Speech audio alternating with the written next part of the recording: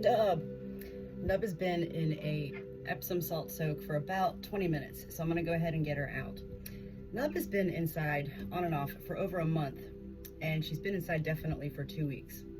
And any bird that comes into a house, into a respite recovery type situation, it's most important to get them out, let them free range somehow, and exercise.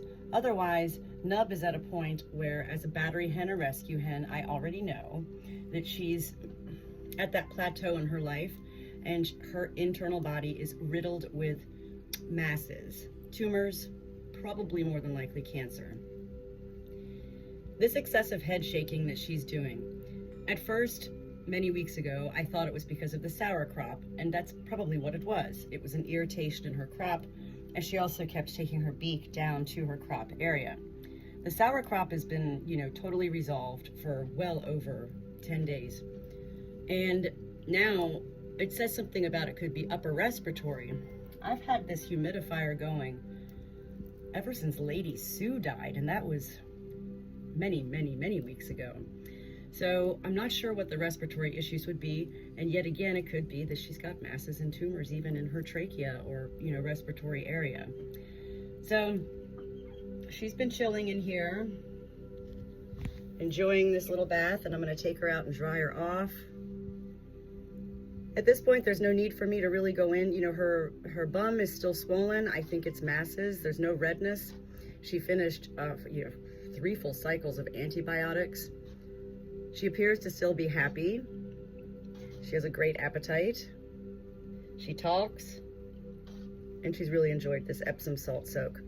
What I've given her today and what I continue to give her is like a shot of vodka, direct, straight up shot, twice a day of this liquid B12 through a little syringe. I've been giving her Medicam, pain medicine, once a day. She doesn't really appear to be in pain, and yet animals are pretty good about, Alexa off. Animals are pretty good about hiding their pain. So she's gotta be in some sort of discomfort. That's what I think. So I'm gonna go ahead and get her out. She loves when I dry her off. And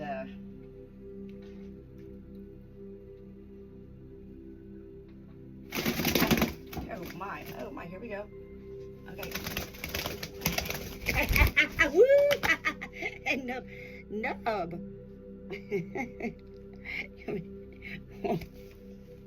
Good girl.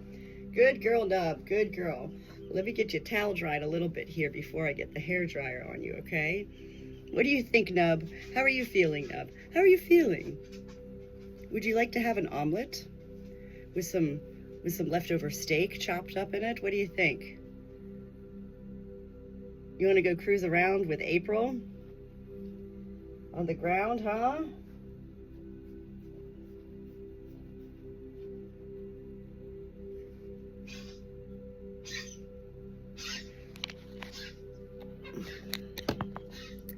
So this, many, many weeks ago was all red. It was inflamed and red. But I don't think that's an issue anymore. Let me just see. I'm going to go in real gentle. Real gentle. Gentle, gentle. Okay. Good girl. This did not hurt her. And what I want to see, she appears to have normal poops and all of that. I don't think she's egg bound. I think her egg laying days are done. And yet I continue to learn that, it's not what do I know. I continue to learn. I definitely feel these masses in here. They're right here at her internal. They're right here. That's what this is. It's one giant mass.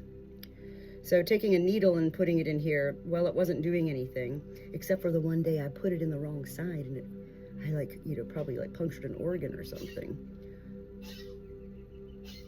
And that's when blood came out. Okay, she's gonna let me go in further. Whoa. Yeah, okay, I'm not gonna do it anymore. So I can feel it. I'm not a doctor, and at this point I've been in so many hens' vents, I know what I'm feeling is a mass, a tumor. right here.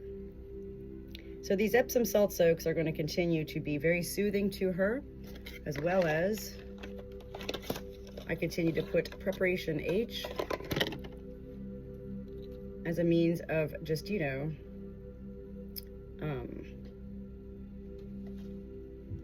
it helps with the inflammation. Hold on, Nub. Look at me.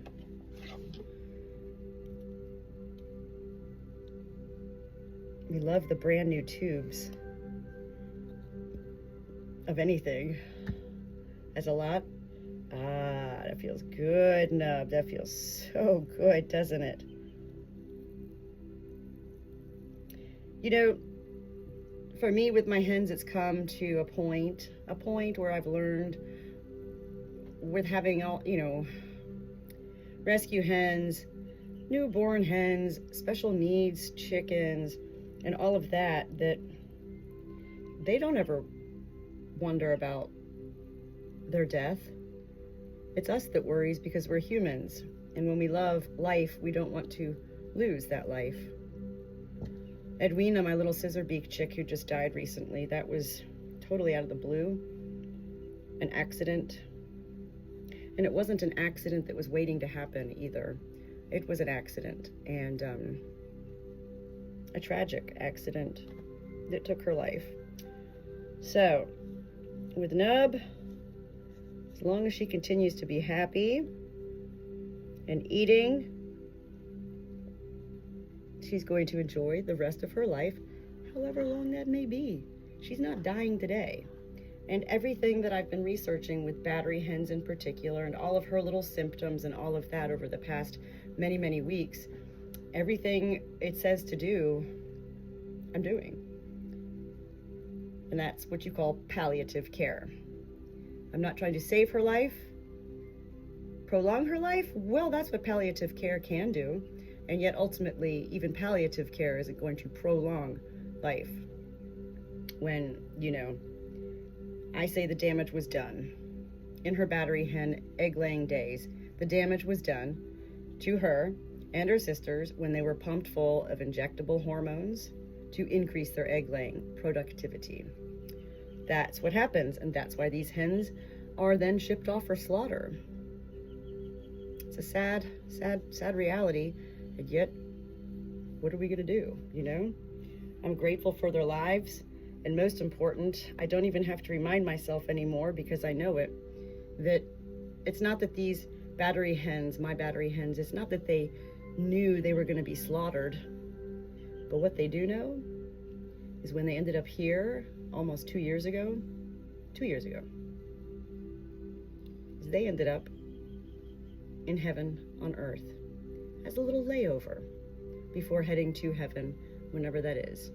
So they were born into hell and they've been in heaven. That's all that these birds need to know. They're happy. They're happy. Happy girls, yeah? All right, Nub. I don't even think you need the hair dryer. I'm gonna put you down and let you walk around for a little bit, okay? Good girl. Ooh.